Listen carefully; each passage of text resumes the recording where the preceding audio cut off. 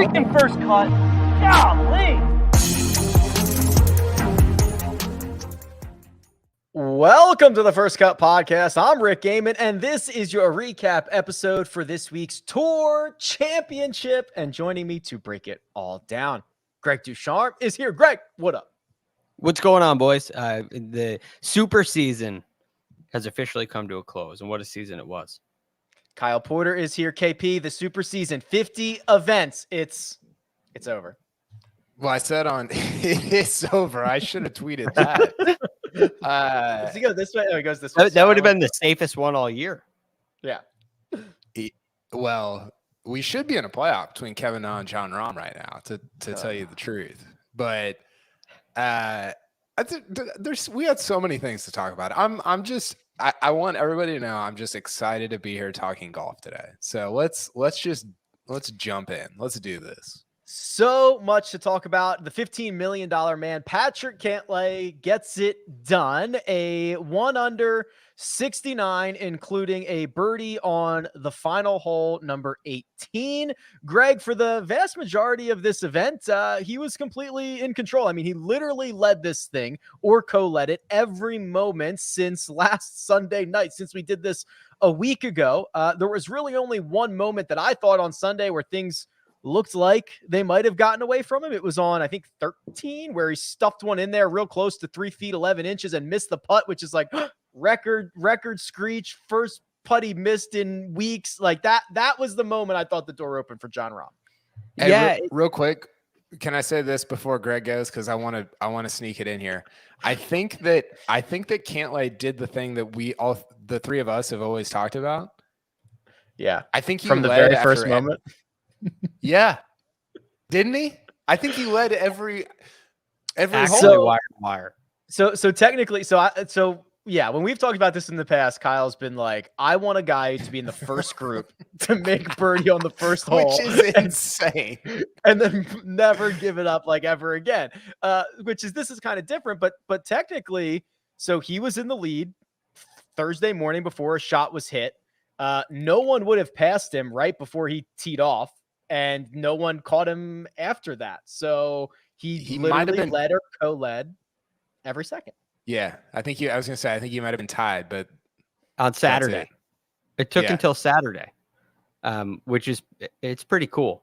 So he It's he started every round and ended every round the solo leader, which is pretty cool. So it was impressive by him. I mean, you don't know what you're going to do holding on to a lead for that long. We see it every single week. The guys who end up 54-hole leaders, and you just don't know what's going to come out the other end at the end of 72 holes.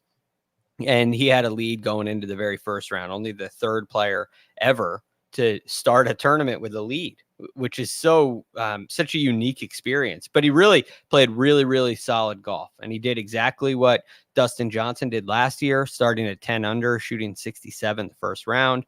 He only made one bogey. He was very clean. And the other thing he did this week, which I was really impressed by, is he made birdie on every par 5, which there's only 2 per day, but he was 8 for 8 on those par 5s. And that goes a long way when you're starting the tournament with a lead. It was limited mistakes Saturday afternoon. He made a couple, but it was really, really limited. It was really solid play. And he lost strokes putting, which was really, this is the thing Kyle was talking about at the BMW. I should have realized, I think you said something along the lines of, Kyle, I should have realized that Patrick Cantlay can hold on differently than, I forget the player you mentioned, but somebody else, some Probably other Scott random Stallings. player. It was a good opportunity for that, but I think it was someone else. But so he comes in this week, and the concern is, well, did he just win last week because of the putter? Is that really sustainable? Right. And he lost strokes, but he still had enough to get the job done. He was 5th for the week in strokes gain approach. He was 3rd off the tee, 2nd tee to green. And that's the kind of well-rounded game that leads to a FedEx Cup title. What I also love about this, KP, is, we have been, everyone knew for weeks or a week, whatever you want to call it, Rahm was the guy. Rahm was the guy that was going to be lurking. Rahm was the guy that Patrick Cantlay had to keep an eye on in the rearview mirror. Like we knew this. Caesars opened him up as a co-favorite. These two guys as co-favorites. They got to play together for the final 3 rounds. I love the fact that they reshuffle after every single round of the Tour Championship, right? Like, so not only did Cantlay, I thought he was impressive. He did exactly what he had to do all week long. He had to do that with the guy on his right hip for at least the final 54 holes. Yeah. And I think that's meaningful. And I think that, we can talk about the shadow leaderboard. Kevin Na said the secret leaderboard in his transcript. Did you see that? He said he said the phrase secret leaderboard, which we can get to that in a minute. It was actually hilarious, but we can talk about that later. I think it's actually, and this is the difference between playing spreadsheet golf, which is kind of the secret leaderboard essentially, because you're just dealing with numbers, and playing like, okay, this was the actual tournament where Cantlay had the lead and had to maintain the lead. And I thought listen, like we talk about this all the time. That's really, I don't care if you get 10 strokes to start the week or whatever. That's a really difficult thing to do. And double that when you got Rahm, on your hip. Like he would be just, you got to look at him for,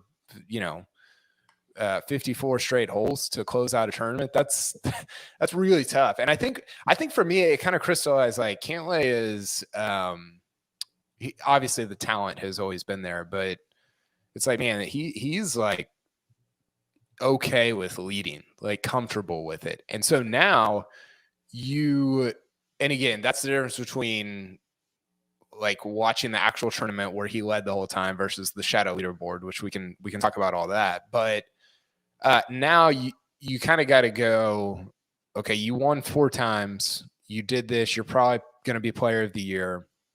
Now you got to do it at a major, right? Like that's for him. And Azinger said this on the broadcast, like he's a star, and he's not like a star in terms of the way that the 3 of us talk about it. He should and could be, I think he should be a mainstream star. Like he's one of the guys. And so now you got to go to the Masters and the US Open as one of the guys, and you got to do it there, because you can talk all you want about, oh, you got the Tour Championship on your resume and all this, just whatever. And it's like, you got to win a major. And so I think for him, that's the next thing for him that will be the most meaningful.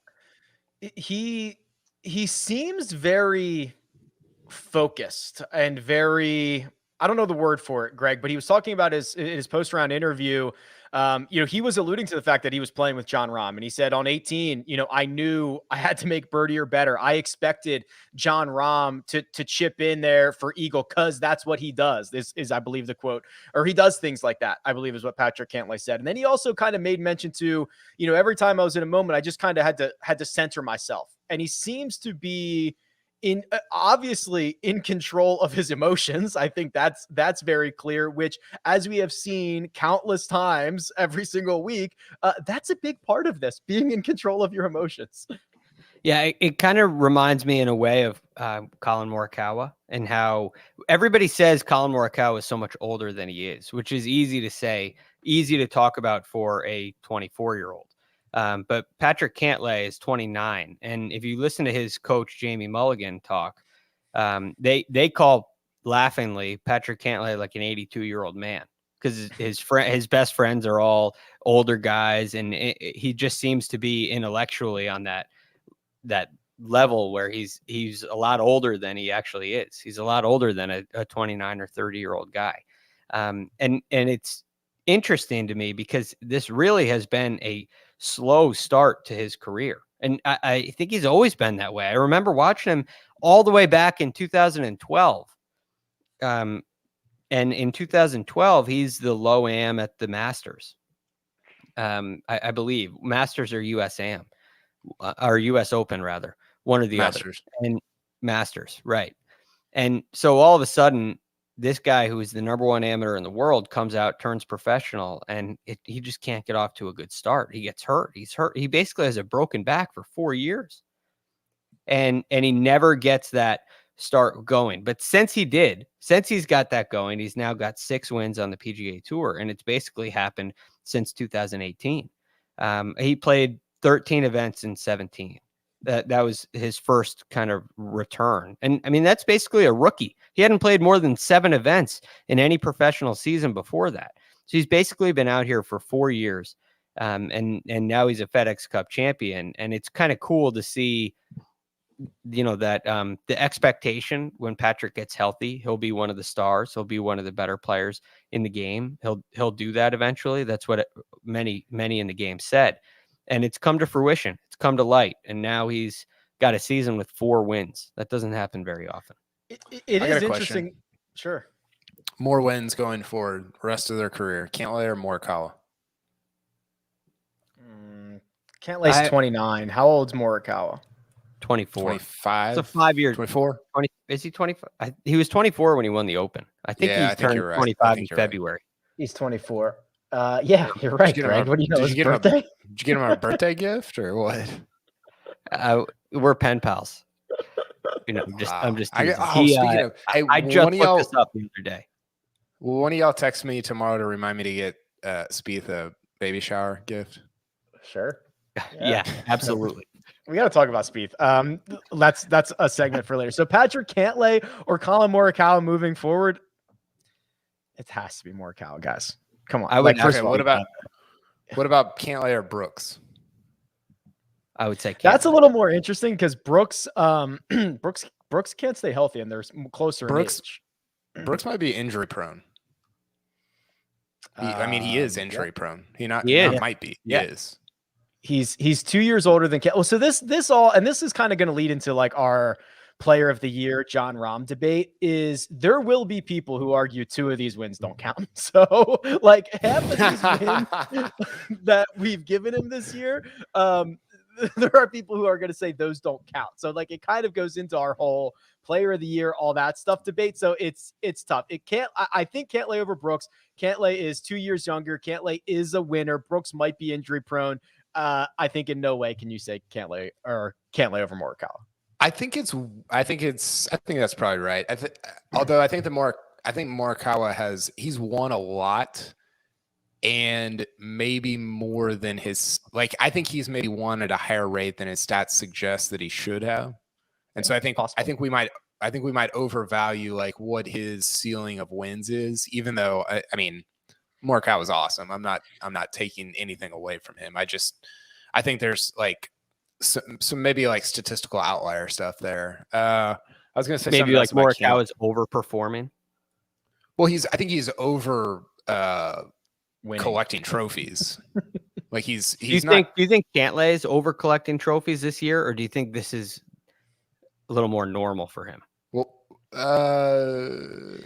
I think he is, because 4 wins is not normal for anybody. You win 4 wins, you're the best player in the world pretty much in any year. The thing I was gonna say about Cantlay, not to make this all about majors, but I think it's weird that he hasn't really even contended for one. I mean, his closest contention is 19 Masters. He led with he had the lead. Left. Yeah. He led after like 68 holes or whatever. But the reason I say that, he's not like a Finau or even a Xander where he gets near the lead and you're like, oh, what's going to happen? Like he kind of goes after it. And that's what I think is very likable about him.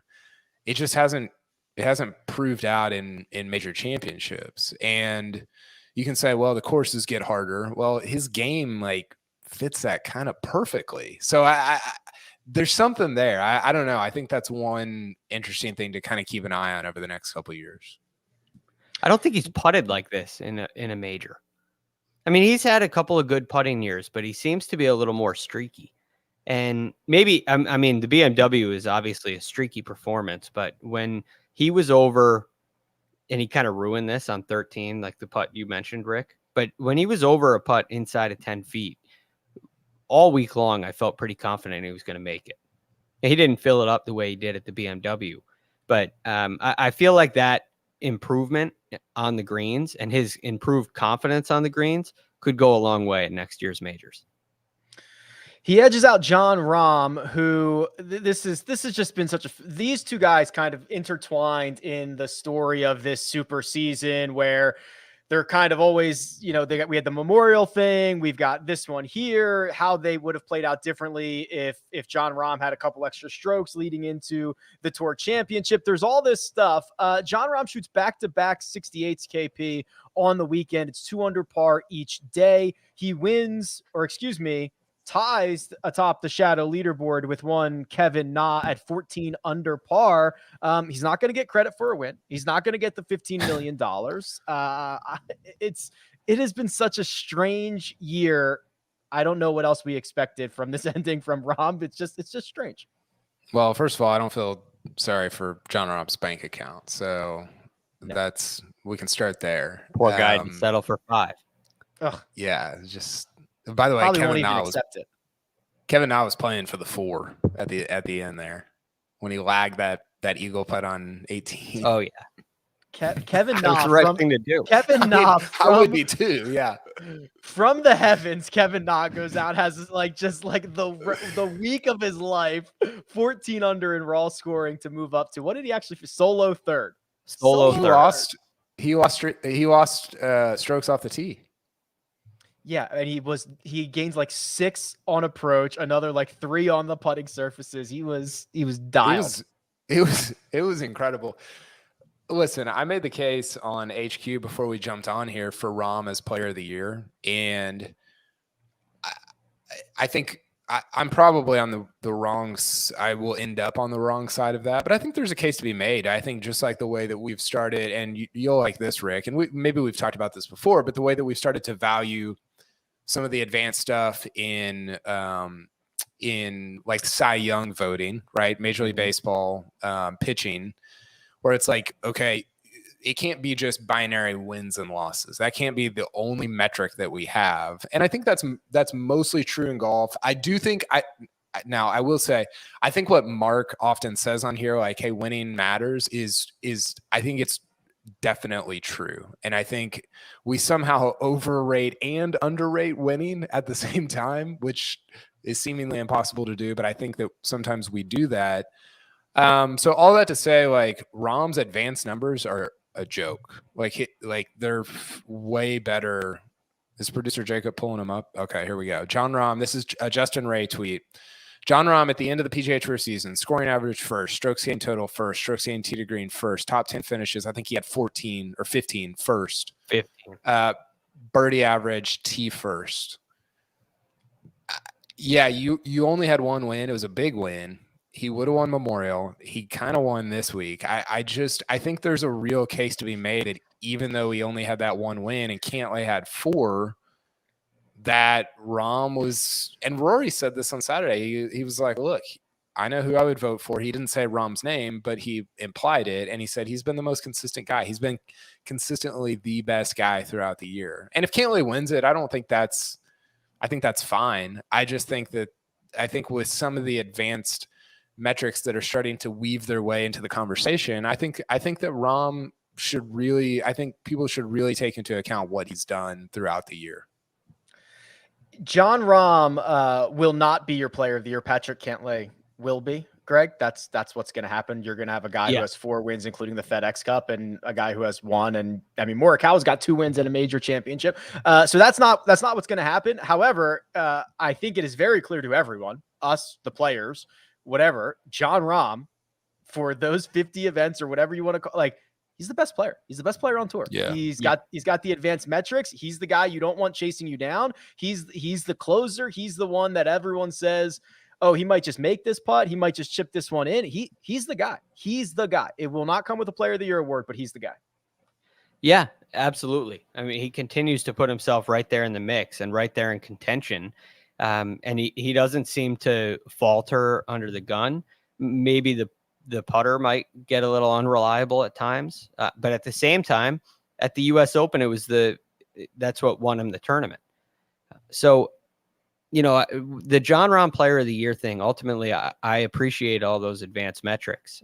I think they make for great tiebreakers, but it's hard to get past winning, especially when the winning is seemingly unanimous. If you gave Jon Rahm the Memorial win, which you can't do, you can't. It's not just a 1-in, 1-out switch. You can't just take a win away from Cantlay and give one to Rahm. But even if you did that, you're talking about 3, and the FedEx Cup the Tour Championships obviously affected, but you're talking about 3 wins to 2 wins, which is the same thing. Rahm would have the same in the win column, major and an additional win, as Bryson and Morikawa. So it gets a little complicated if you do that. And the other thing is, coming down the stretch, whether it's a shadow leaderboard situation like we had last year with Xander and DJ, or this year with Rahm and Cantlay, whether you have that situation or a situation like we had at the Memorial, ultimately only the player that won and some of the players that didn't win are hitting those shots knowing the situation. And the situation isn't the secret leaderboard, or the shadow leaderboard, whatever you want to call it. The situation is, hey, I'm Patrick Cantlay and I'm sitting at 20 under par right now. I'm winning by 1 shot with 1 hole to go. Or I am entering the final round 2 clear of Jon Rahm. And it's plain and simple. And so that, I think, is a big factor. You got to be able to handle those moments. And the player that handles those moments the best is the player that wins. And that's why Patrick Cantlay is going to be credited with 4 wins for the year. He handled all those moments really well. And that's why we say it right at the top of the show, he's not afraid of the lead. He's not afraid to close the deal. So all those other ancillary circumstances, while they're really interesting, compelling to talk about, and to a degree realistic, ultimately the guy who wins in the moment is the guy who wins. And Jon Rahm didn't win enough this year to win Player of the Year, even though I agree it's very clear that he is the best player. And what he's going to do next year is almost hard to imagine. Well, where do you land, Rick? Because I think Greg Greg talked me into his side. Now I'm like, Cantlay should be Player of the Year. Yeah. So I would, like, if I had a vote, I would vote Jon Rahm Player of the Year. I don't think that's going to happen, but I just think that he was so good. Listen, and I can see it both ways, right? A 6-shot lead. We saw the very next week at the Palmetto Championship, a 6-shot lead literally disappeared. Now that was Chesson Hadley and not Jon Rahm, but the point stands there. Golf is weird. You can't just give it away. You can't give it away.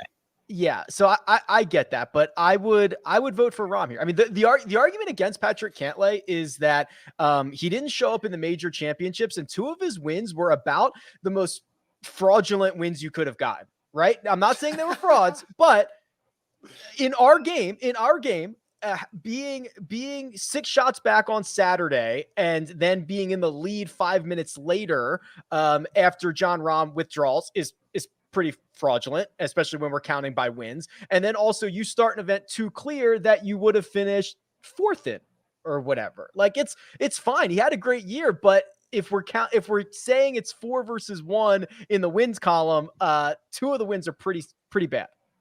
Okay, so a couple of things here. One, imagine telling yourself after the 3rd round at Memorial that one of those top 3 guys would be Player of the Year, and it wouldn't be the guy that was leading. It's crazy, right? 2, so if you take it back to September 9, 2020, so almost a year ago, this is Data Golf strokes gained. Jon Rahm is at 2.6. This does not include this week's Tour Championship, I don't think. So Jon Rahm's at 2.6 per round. Cantlay is second at 2.1, which is really good. Really, really, really good. The difference between those two is the same as the difference between Cantlay and Patrick Reed, who is like 18th. Rahm's basically been twice as good as Brian Harman, Will Zalatoris, Sam Burns, Hideki Matsuyama. He's basically doubled those guys up. Those guys are at 1.2, 1.3 strokes gained per round. Which, by the way, Sam Burns won once this year and had a couple other chances. Hideki won the Masters. Like, these are not scrubs. Harris English is in that group. I think ultimately you have to ask, okay, what is the goal? What is your goal as a golfer? And if your goal is to, like, if you think the ultimate goal is just to win a bunch of tournaments, then Cantlay's your guy, if you think the ultimate goal is to play the very best golf of anybody in the world, I think Rahm is your guy. And if the way you measure that is, again, by trophies won, and I understand why you do that, I think it's legitimate, then I think Cantlay can be and should be player of the year, and I wouldn't have any problem with that. I think it's a totally fair outcome for all of this. I just think, I don't know. I don't have a problem with either one of them winning. It's just two very, very, very different arguments, in the same way that Rory and Koepka argument back in, what was that, 2019? 19? Yeah. 19. In the same way that was very different, because Koepka had won a major and Rory hadn't, and that was like, you were contrasting different things then. It was majors versus not majors. Now you're kind of contrasting wins versus overall performance or strokes gained. But those two, like that argument over there and this argument over here, you're kind of like clashing. And I think it makes for a really interesting conversation about all of it. See, I think that the purpose of those advanced metrics, whether you're talking about a Cy Young award in baseball, although golf's different because it's individual, whether you're talking about individual metrics or win, the purpose of those metrics is to figure out who's going to win, figure out who's going to give you the best chance of winning. That's why the scoring average doesn't hold more weight, right? The scoring average is great. It's a sign of consistency. It's a sign that somebody's a really good player, but it's a sign that they are likely to win tournaments. Ideally, who's going to win? Who won the most? Go ahead. So how far do you take that out? Because Stuart Sink won more tournaments than Jon Rahm this year, right? So how many? And I'm not trying to be sarcastic, but like, how many wins do you have to kind of outweigh what somebody like a Rahm has done? Like Harris English won what, twice, 3 times? Twice. No, twice, right. And then he nearly 3. And Rahm basically doubled up his strokes gained number. So does that right, but you also look at their performance numbers. So Jon Rahm has 15 top 10 finishes in 22 events. That's remarkable. What does Cantlay have? 7? Cantlay had 7, with including this one. 7. Including this one, which we shouldn't even include this for anybody. So yeah, that's true. So Rahm doubled him up. Yeah, doubled him up in top 10s. But ultimately, it's why it is compelling. But you need to close the deal.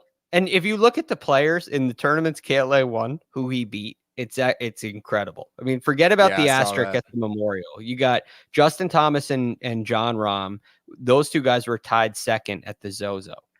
Then you had the Memorial where he beat Colin Morikawa. I understand the Jon Rahm thing, just leaving that out. He beat Colin Morikawa in a playoff, beats Bryson DeChambeau in a playoff in the BMW, and beats Jon Rahm down the stretch this week. It doesn't get better than that.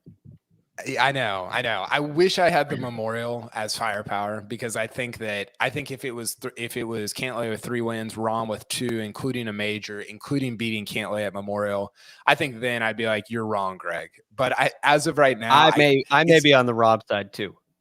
It's difficult to say, and it's crazy that, and again, like, I don't know if anybody even cares about PGA Tour Player of the Year, but I think it's fascinating because it was like, hey, that guy owned the year. And I think when you look at it from that angle, you like Greg's case for Cantlay, or anybody's case for Cantlay, really kind of holds up, because he did own, especially this kind of back half of the year. Although, again, his performance, and what was his best finish at a major this year, Rick?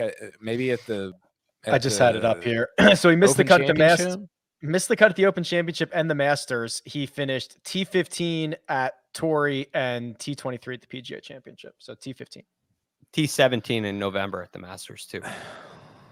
Okay. Oh, and also he was T43 at Winged Foot. There you go. And Rahm had, I think, 5 top 10s out of those 6 majors, maybe. I think he did too. Rahm's the guy. He won't win. So look, I get the majors is the hard thing for me with Cantlay. I get that. And if that's the center, like, I thought Koepka should have won the Player of the Year in 19 because of his major performance. So I get that. You could argue all of Cantlay's wins are pretty terrible, right? So he wins Zozo, which is a small we got field, Rick no wound cut up event. now. He wins the Memorial, which was a 6 shots back he was handed to, and he wins another small field event, the BMW Championship, and then wins the Tour Championship because he gets to hold on, 10 under par. hold on. Zozo and BMW are legitimate. Like those are like beating the two of best the top players. 15, You're beating the events best of the player. year. Yeah, the BMW is really good. I am. You know that, but like, you know what I mean? Like, you know, it's tough. No, It's we're tough not to going to swallow. move on, producer Jacob. Producer Jacob wants to move on. I nudging refuse to. It's a little bit. It has a little Xander feel to it, right? Where Xander wins these like tournament of champions and Olympics and all this stuff. And you're like, hey, beat 150 guys and not 22. Yes. Which, granted, it's the 22 best guys in the world. So I don't know. Listen, here's what we got to do. It was a record-breaking Sunday. We've got Ryder Cup takes that will drive producer Jacob more crazy than our player of the year takes. So we're going to have to get to that. And we've got to crown a one-and-done champion. All that on the other side because we are going to take a quick break and hear a word from our partners. And we're back. Before we get into this Ryder Cup thing, because that's probably going to take us a while, 2 records go down in the super season, Greg. 1, Sungjae Im. Lovely, lovely Sungjae. Breaks the most birdies in a season record. Congrats, Sungjae. And then Joaquin Niemann goes out and runs his way around Eastlake on Sunday in an hour and 53 minutes to beat Kevin Na's 2016 record by 6 minutes. What a day. Which one are you more impressed by, Greg? Look, I'm not impressed by the Joaquin thing.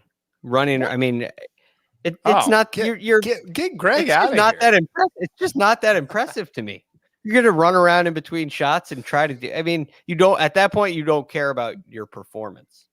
And I'm not upset at him for doing that. The speed golf championship stuff. Yeah, it's a different sport.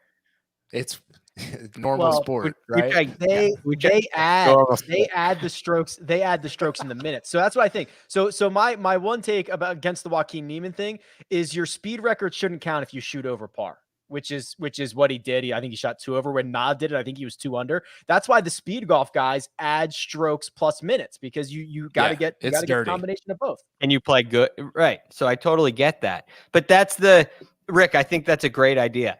The fastest people I've ever seen play at all the clubs I've worked at are generally not very good, but they do crazy things like run around. There was this one whole club I worked at where they do crazy things. They do crazy things just to say they played fast. And I don't get it. Like there's this par 4 that runs up the right-hand side. And then there's a par 3 tee that sits 100 yards back.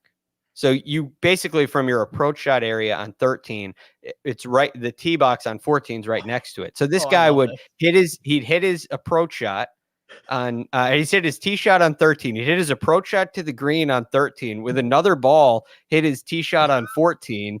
And he'd either have his caddy pick up the ball on 13 or he'd putt on 13 and then walk over and putt on 14. Like just to save a couple of minutes to say he's the fastest player at it makes no sense to me. I don't get it.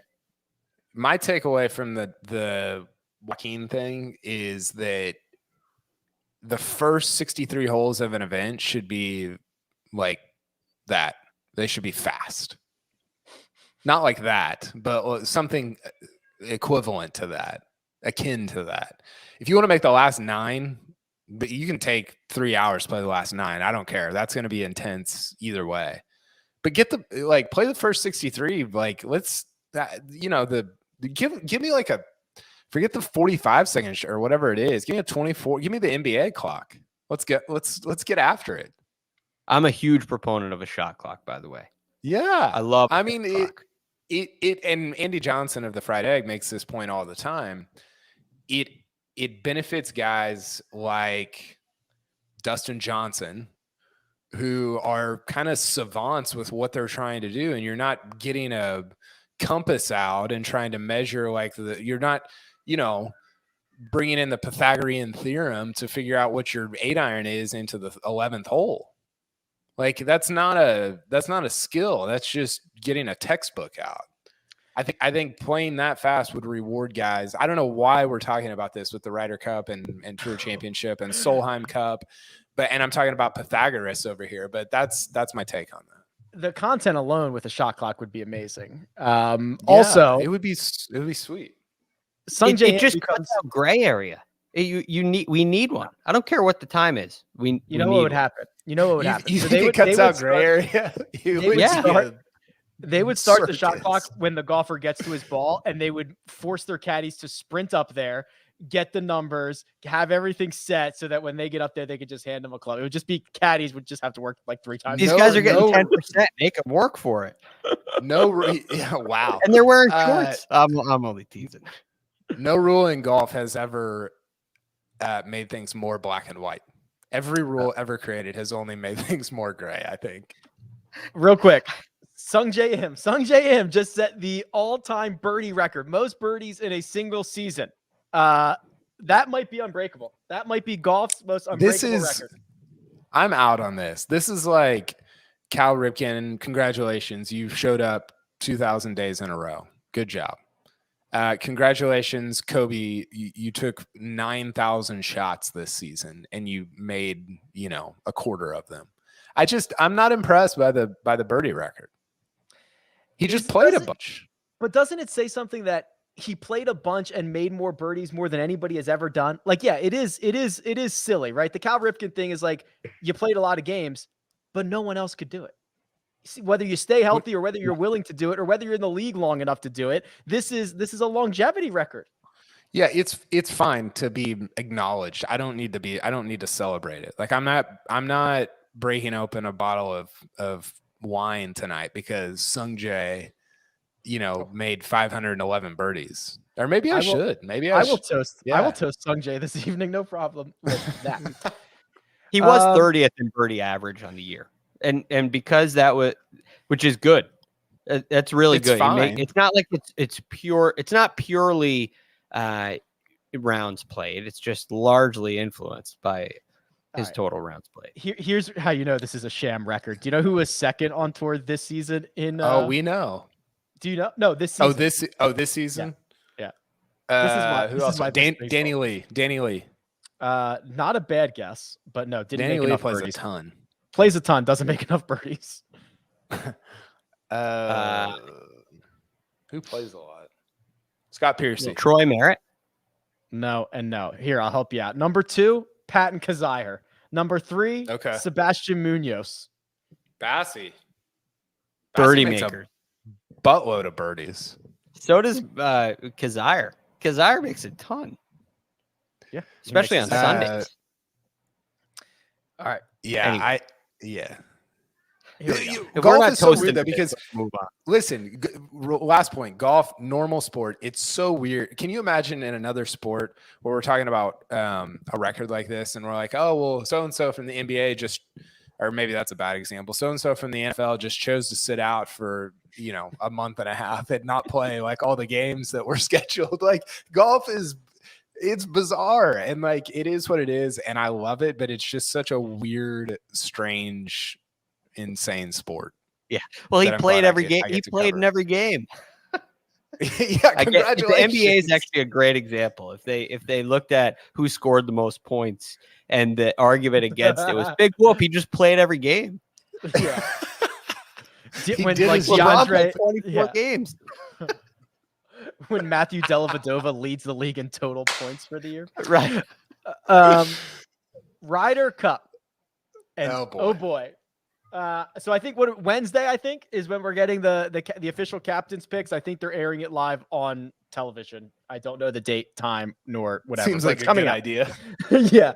I am very concerned. I'm very concerned about a lot of things. I will be making my European to win wager here shortly. Here's a short list of things that the U.S. team has to consider. 1, Greg, Brooks Koepka destroys a tree root and I can't believe I'm going to say this, withdraws from his match with Dave Portnoy because of a wrist injury.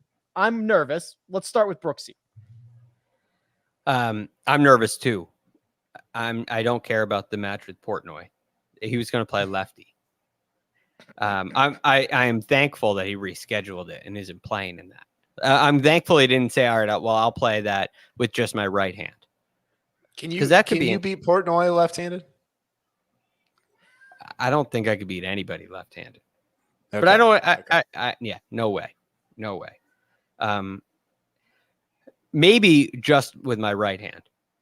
Oh, If I went just righty, I might be able to. Just do one that. hand?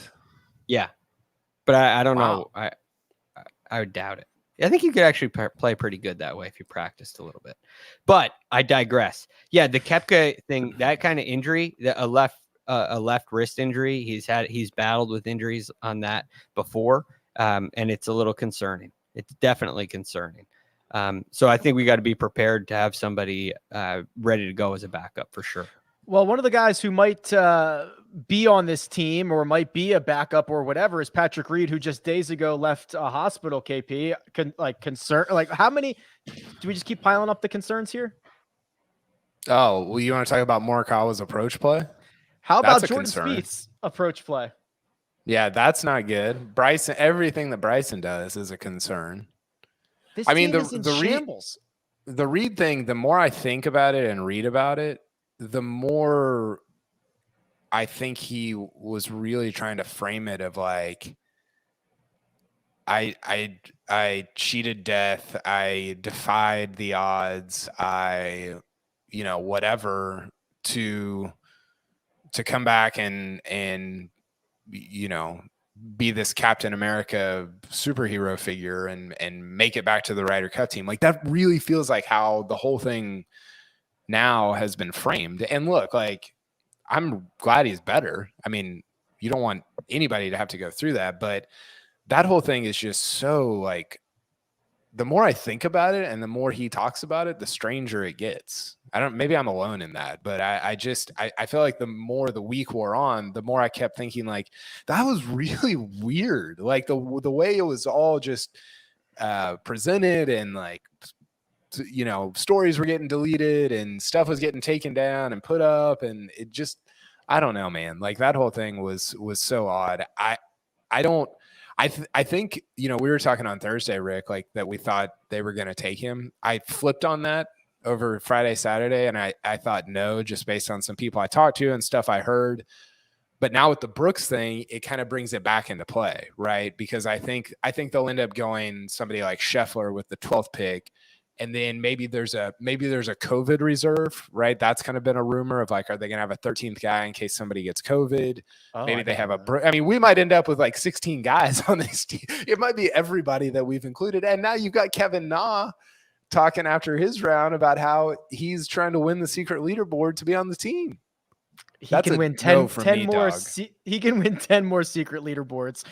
Kevin Na not getting on this team. I mean, I am concerned. So Greg, just to recap here, Patrick Reed's doing his thing, trying to get on this team. Brooks Koepka's hurt. We don't know the extent of it. Jordan Spieth is playing the worst he's played this year. Collin Morikawa's in the worst stretch of his career, and half the team hates each other. Is that everything? Oh, I think when you put it that way, yeah, it doesn't look great. I mean, Patrick Cantlay, Justin Thomas, Bryson DeChambeau, their games all seem to be in a good place. I like where Bryson DJ's been playing better. DJ played great today. Played great this week. I like where Xander is. I like where Finau is. You think Berger makes the team? I do. I think Berger played as well for sure. I thought he was on the team before. Thank God he salvaged his week with I don't know what he shot on. I think he shot a 64. Yeah, round of the day. Listen here. The everything that people say about Horschel and Kisner is actually true about Berger. Right? So I totally agree. The argument for Horschel and Kisner is like, oh, they'll get in your face. They'll stand. They're the whatever Poulter of our tail. Like that's Berger. Like, but he's actually like really good. Like his numbers are way better than those guys. So, and I think Berger has done one of the maybe it was passive aggressive, but one of the most aggressive things you can do on a golf course is walk 75 yards across the fairway to keep an eye on a guy that has a cheat. Like nobody else would have done that. I forgot about that. To be his teammate. He actually did that. Like, Maybe his playing partner. Yeah, true. Who do Yeah, pick? you should remind Steve Stricker. I got two things. One, Kyle's got to get. We got to make sure Kyle sends a shower gift to Spieth, and two, we got to make sure that Rick sends Captain Stricker an email reminding him of the Berger and Bryson situation. We get those two things handled tomorrow. I think we're in pretty good shape. Who plays with Bryson? He just let him play singles. I think you could play him with Colin Morikawa. One. I think you could play him with Tony Finau. I think you could play him with. Do they have to bring Webb on the team just to play with Bryson? So it's cut from the same cloth of you have to play him with. I mean, I guess you could. This won't. You could play him with Reed. You play him in 4-ball and singles. He plays 3 times. Is that crazy to think? I think I think you need Bryson on the field. I think you need him. He's like a 5. He's a 5-match talent. I agree, but he's so extreme, Greg. Right? I mean, do you like to play with a guy who is as extreme as he is, especially in the alternate shot format and the foursomes format? I think it's going to be difficult. I think the answer. Who wouldn't want to play with him in alternate shot? Well, listen, I think what we're talking about here, we started talking about like somebody like Cantlay, no holes, Rahm, no holes. You're like, that's the guy I want to play with. Bryson, it's like, well, can he chip? I don't know. It didn't look like it at BMW. He's all over the planet at times. It can work. I think it gets really difficult when it's alternate shot and you've got a partner. Yep. Because if he sprays you, so I think my two favorites are Harris English and Daniel Berger. Just like two guys that are low key, like maybe it's Harris English, who has played with him, has seen it up close recently, doesn't have holes in his game. I think would be laid back enough to deal. Made positive comments about him. Yeah, I mean, he said it was really tough. He kind of felt for him. Yeah, I'm not sure. Really nice to Bryson. I'm not sure there's a great answer, but I think Harris English is. Probably. I think Finau fits that mold too. Yeah. I don't know if I like Finau's skill set with Bryson. Well, he's got a great short game, which is nice. And he has club head speed. So both of those guys hit it really far and miss a lot of fairways. So if you're Finau, you're used to playing out of rough. You're not afraid of playing out of rough. And it's true vice versa, where if you go Harris English, the strategy, right, the model, the game plan, all that stuff we always talk about changes a little bit more. And now is Bryson going to start hitting, iron off the tee to put it in play? I don't know. I doubt it at Whistling Straits. If Spieth wasn't locked in with JT, I think Spieth Bryson would be fascinating because Spieth's used to playing from all over the yard as well. Yeah, I think we get Spieth JT 5 times, or I guess 4 times, and then singles. And I think we get. I think we're going to get Xander and Morikawa. And I didn't realize you're definitely because everybody's Morikawa. Not Xander Cantlay. No, everybody's going to talk about Xander Cantlay. Xander and Morikawa are like boys. I mean, they talked about it at the Olympics. I saw somewhere, I read somewhere about like them being paired together. There's a lot of momentum around Xander, Morikawa, and I don't know where that leaves Cantlay. I don't know. Maybe he gets like a Scheffler or a Harris English or a DJ, or I don't know how that works. But maybe Cantlay. If Cantlay and Bryson didn't despise each other, apparently, I think they would be good together. Do you think that Xander, Morikawa, and Cantlay are all 5-match guys? No. I think it's hard to roll somebody like Morikawa out there 5 times in his first. I mean, we were talking about this on Tuesday. So few guys play 5 times. I mean, it's basically Rory and JT and maybe like 1 or 2 other guys. This was I think you missed it, Greg, but Mark. Who did Mark bet me, Rick? He bet me Bryson and Brooks would play 5 times each. I think that's right. There is no chance. No. I mean, now it's not going to happen because of. I think Bryson, I think Bryson's how many matches he plays will be determined by what he does in like the first 2. the first 2 sessions. You know, because if they go sideways for Bryson, they go very sideways. If he starts 0-2, he's obviously not playing 5 matches. They're going to sit him down. If he goes 2-0, he could be okay. This is the other thing, and I don't know if we talked about it here, but like this is kind of Bryson's chance to be like, I'm Captain America, love me. Like, let me go out, win 5 matches. You can't root against me at the Ryder Cup. Like, love me. This is it. This is the moment. Yeah, I think you're right. I can't wait to see how they treat Bryson. I just can't. I mean, are people going to flip and support him? Yes, but you can't boo your own man on home soil. I know what you are can't. Talking about? I know you can. I'm a fan. I'm a fan. I always have been. I just really don't know what like. I think Rick's point of like this is Bryson's like this is a huge opportunity for him, both not just winning, but the way he won't do this, but to show up and be like, listen, last couple of years have been hard. I thought winning was going to solve like my desire to be beloved and be a star, and it hasn't. And that's been hard for me. Like that's been emotionally and mentally difficult for me. And I'm working on stuff. I'm going to try to change stuff. I'm going to try to be more humble, and I'm going to go out and just smack Jon Rahm around in this match. That would be a really interesting order of talking points. I'm going to be more humble, and I'm going to do this deep, this deep dive. Oh, by the way, I'm smacking this guy around. That might maybe because of my humility, I'm going to beat Jon Rahm. Maybe you put some distance between those two phrases. But my point is, like, I think that he has an opportunity to really. I mean, it can't get I guess it could get worse, but he has an opportunity to garner a ton of and engender a ton of people's love for him.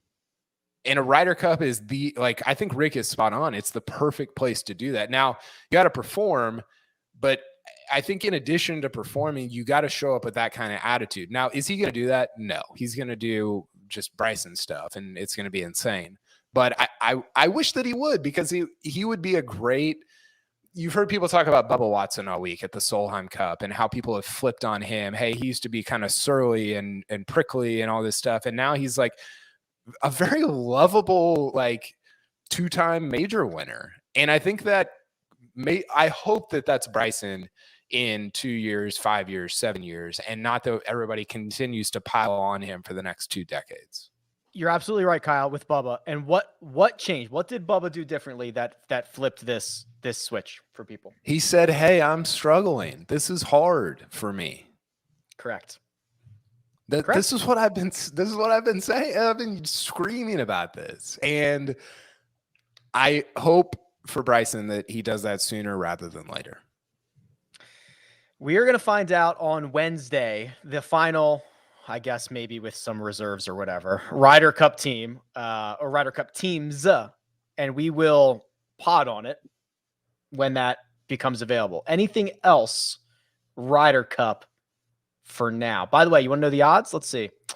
Caesars, USA -187, Greg. Europe +188. That is with the tie option. Tie 12-1. I don't know. I think Europe's team is kind of stinky. It's not that good. Has it ever been good? Like, haven't we said that? I know. Well, Rory said times. today. Rory said something like, I got to pull it up because it was pretty funny. Here's the team. While you do that, you want me to read the team? Yeah. So they're doing their qualifying a little bit differently. They do European points and world points, and Padraig Harrington is only going to have, I believe, 4 captain selections. So here's the automatic qualifiers as of right now. Jon Rahm, Tommy Fleetwood, Tyrrell Hatton, Rory McIlroy. So far, so good. After that, Victor Hovland, Paul Casey, Matt Fitzpatrick, Lee Westwood, Shane Lowry. So that's actually 9. Patty has 3 captains. That's right, yeah. Rick. Yeah. But he's taking he really has 1 because I think he's taking Sergio and Poulter. Oh, okay. So here's what Rory's. He might take him too. I hope he does. Rory said I think all you have to do is look at the Solheim Cup this week to look at the favorite versus on paper versus. Oh, he said to look at the favorite on paper. I don't know how this afternoon went, but Europe got off to a pretty start. I don't even know. Do they have one person in the top 20 in the world? Wow, kind of taking a shot there. Look, on paper, it's just that. It's on paper. We've been underdogs in these things enough the last few years to know that it doesn't really matter, especially match play over 18 holes. Anything can happen. But over the course of 3 days, I think the better team is always the one that comes out on top. And I guess we just have to look at our track record over the last 10 Ryder Cups that have been played. We've won 8 of them, and that's a pretty good record. So he's basically saying, like, hey, we've had the better team. It just hasn't been handicapped like that, which I don't know that I necessarily agree with. I don't think they've not the better stroke play team. They're not the better stroke play team. Fair. That's a fair way to frame kind of what he's saying. But you look at 16, Europe's team in 16, Chris Wood, Fitzpatrick in his first Ryder Cup, Andy Sullivan. Why am I forgetting his name? Sullivan. They weren't good. Peters played well, but overall they weren't good, and they got smoked. The U.S. low-key like blew them out on Sunday. It wasn't that close. And this team this year, Westwood's not playing that good. I don't love Fitzpatrick. Wiesberger might be on the team. Like, there's just a lot of guys that you're like, wait a second. Are they even that good? In a way that I think they actually were pretty good in 2018. In case you were wondering, yes, the Solheim European team does have one player inside the top 20. It's Anna Nordqvist. That's it. She's 16th. So he's kind of right. Doesn't matter. Did you see Rory it does matter, on Naomi Osaka? No, I didn't. It was good. I tweeted it out. Go look it up. You're not going to tell us. You're gonna funnel people to the Twitter. Well, I don't want to take like 20. We've already done like 55 minutes on just me yelling at Greg about stuff. So he talked about like he talked about losing innocence as a professional and how difficult that is, and it was great. At Kyle Porter CBS, find that quote from Rory McIlroy. Read about it, because there's one last thing, gentlemen, of this super season that we have to do, and it is to crown. We have to. Yes. Contractually, we should sell a sponsor to this, Jacob, and call it like the Arnold Palmer spiked king, the one and done king. I just did everybody's job for them. Send me a check. One and done crown. You're a marketing professional. Here we go. The coach ends his season at $5.8 million. He went with Dustin Johnson and got $580,000. Greg, this was not. I think coach would like a redo. I don't think this is the year he had in mind. I don't either. And he made some peculiar plays. He saved everybody. And he started late. He had way more guys. Look, he came from a tough spot because he started in last when he joined in and ended in last. So I have a feeling next year we're going to get a different version of coach. Producer Jacob separated himself from the coach, $7.4 million. He ends with a flurry. Xander Schauffele, $812,000, including a big Sunday final round. I don't know if Jacob is joining us, but I think he is. Jacob, are you there? Hey, I'm here. First time, long time. Yeah, I think there were some real positive takeaways from the end of the season there, especially sort of throwing a dart at Bryson and getting some points out of him at the BMW. Saving Xander for Eastlake. I think we took a lot out of this year. It was first year under the new regime, and it was a rebuilding effort. So we're looking forward to next season, which is a week away. Yeah, hopefully you have time to reboot for the new season. In the last 7 weeks, you got 3.1 million, which is very good. So good end of the season run. KP 9.1 million, which was 1.7 million better than Jacob, but 2.4 million off the eventual lead. You had Dustin Johnson. He got you 580,000 at East Lake. How would you assess your season in the one and done?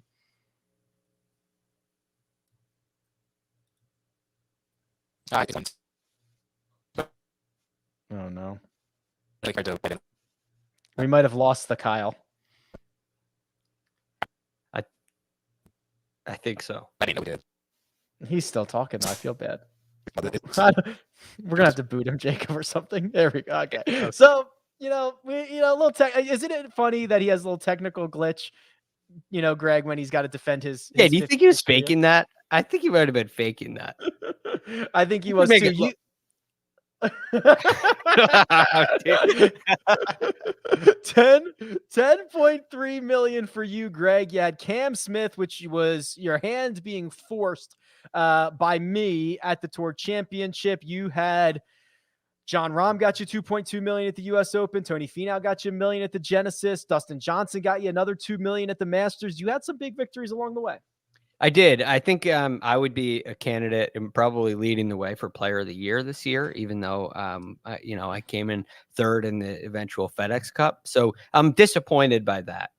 I'm happy with a couple of nice victories, but all in all, my strategy last year really worked, and I got a little spooked by the super season. I looked at leaderboards a little bit too often earlier in the year and made some. Quite frankly, I made some bonehead plays. So I didn't deserve to win this year, but I'm happy that I was at least had a chance going into the last week. Mark had a run because he had Justin Thomas at East Lake. JT got off to a roaring start. There was a time where he was in, solo third. He ends up getting $1 million from Justin Thomas and finishing at 10.7 million for the year. I also find it very interesting that Mark is not joining us this evening, Greg, because this is his baby, right? He told us how he slayed Rob Bolton in a one and done before. This is his baby. Second place is nice, but he's not here to defend himself. No, he's not. But it was a much better year for him than last year. And he puts a lot of time and thought into it, and it was a good showing. I'm a little upset he clipped me. So that's the last of the nice things that I have to say about Mark's one and done. Well, if Mark slayed Rob Bolton and I slayed Mark, do I get to say that I, through the transitive property, slayed Rob Bolton as well? Well, I suppose. I guess you and I both would, right? Yeah, I think last year. I think in boxing, yeah, that's like the lineal title, right? So Right, yeah, right. Yeah. So Rick, you are now a Rob Bolton slayer. I'll make up some shirts. I love it. No problem. Have those out in the next couple of days. 11.5 million, my final tally. I went with Bryson, who I held for the last 5 or 6 weeks of the year. He got $660,000 at the Tour Championship. Again, we are doubling. Don't go look up the actual payouts. We did our own thing. We took the WGC Memphis payouts. We doubled them. So if you're confused, that's what's going on. But that was a season, Greg. It's a lot of picks to make. It is so many. When we said, we'll make 50 picks, you're like, there's 50. There's 50 guys. No problem. It's hard. It's really hard. And when you get down to the end, it gets really hard. Like I never played Rory. I did play Rory. I never played Bryson. I couldn't in the last week. But you get those situations where if you hold on to guys, you want to have options for East Lake, but those guys often are worthy of a play earlier in the year. But Rick, one final compliment to you, the victory of the year, the one and done play of the year, presented by Jacob, work on that for next year. It was no doubt Justin Thomas at the Players. You look at, I go through the year and look at, who did I really miss on? Or did I get I got the best out of John Rahm I possibly could. I got the best out of DJ that I possibly could. But that's really it. And you squeezed, there were a lot of other opportunities, especially earlier in the year for DJ, and all year for Rahm. There were good opportunities good places to play them. But JT, because of what happened afterwards, he didn't have many good weeks. And if you didn't play JT when you did, there wasn't another really good opportunity. So kudos to you, because he won in the biggest purse of the year. So that tip of the cap to that one. Thank you. So the guy who's going to end up being player of the year, Patrick Cantlay, you want to know how we deployed him as a group, the 6 of us? Oh no. We earned a total, 6 of us combined with the guy who won 4 times, made all the money, is going to be the player of the year. We got a combined 776,000 out of him. Wow. Kyle got 0. Jacob got 0. You, me, and Mark took him at Shriners. It got 190,000. And Coach actually got the best result out of him. Took him at the Northern Trust a week too early, got 203,000. So the guy, all that money that guy made, 6 cracks at it. We got 776,000. At least we all did. I got to pull a coach here and talk about my own Patrick Cantlay gripe whenever it comes to wagering, because I had a Patrick Cantlay to win the money list ticket. That is a loser because technically John Rahm won the money list because Tour Championship does not count towards official money for the season. So if you're wagering in the future. Yeah, because what they used to do, Jacob, they used to have payouts. They still used to have payouts at the Tour Championship, and then the bonus money would not count, but they got rid of that. Now it's all bonus money. So it ends at the BMW. Correct. There's no purse. There's no real purse. And you got clipped by like $100,000 or something, didn't you? Yes. And I have mixed emotions because, like, obviously Cantlay stole the Memorial in a fraudulent victory, but he missed the cut at the Players and the Masters, which could have been free money. That would have been. It's hard to miss the cut at the Masters if you're like one of the top. Yeah. It's like a small field. The bottom 15 are past champions. Like, you at least make the cut and get your, I don't know, 75 grand or whatever it is. Tough. Sorry, Jacob. I think what we're doing, so next week is the 1 week off. So enjoy your off season. I believe what we're going to do is a Ryder Cup team recap at some point, Wednesday or I don't know, something like that. Keep an eye out for that. And then we'll figure out the fall schedule because the Fortinet Championship is 2 weeks away. And then there's, I mean, Greg, listen, if you wanted time off, it's not coming. It's not coming for all. Fortinet, you got the Ryder Cup. Bryson's going to participate in a long drive competition, which I just got a media credential for, which is going to be bad news. Nice. So you'll see me up in Mesquite with the boys. What's going on? There's going to be a lot of golf, so don't worry about it. Yeah. Oh, it's the best. I'm glad there's not really an off season because we do get a nice holiday break. So there's no complaints. Right back to it. The wraparound season begins shortly. Thank you very much. The super season is in the books. It has been a pleasure. It has been fun. We'll be right back at it at some point next week. For now, let me thank producer Jacob. All the hard work behind the scenes. That right there. It's Greg DuCharme. You can find him on Twitter at @TheRealGFT.